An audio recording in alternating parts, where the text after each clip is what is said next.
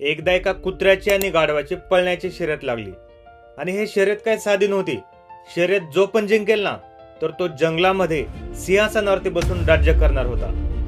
शर्यत चालू होण्याच्या आधी कुत्रा एकदम खुश होता, कारण तो विचार करायला लागला की मी तर गाढवापेक्षा खूप जोरात पळू शकतो आणि माझा विजय 100% फिक्स आहे.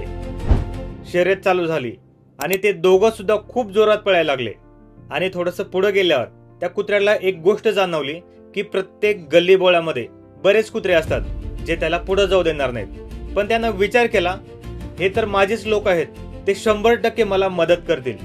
पण झालं मात्र एकदम उलटच. प्रत्येक गल्लीमधल्या कुत्र्यांनी त्याच्यावरती हमला केला.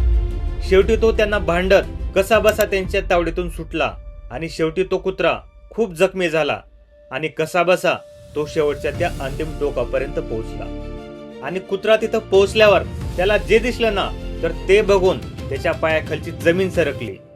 गाढव आधीच सिंहासनावरती बसलं होतं आणि राजा बनून राज्य करत होतं. जखमी झालेला कुत्रा सिंहाकडे बघत म्हणाला, कदाचित माझेच लोक जर माझ्यासोबत भांडत बसले नसते तर आज मी राजा झालो असतो आणि राजा झाल्यावर सगळ्यात आधी मी माझ्याच लोकांचा फायदा केला असता. निष्कर्ष, आयुष्यामध्ये आपलेच लोक आपल्याला जिंकू देत नाहीत.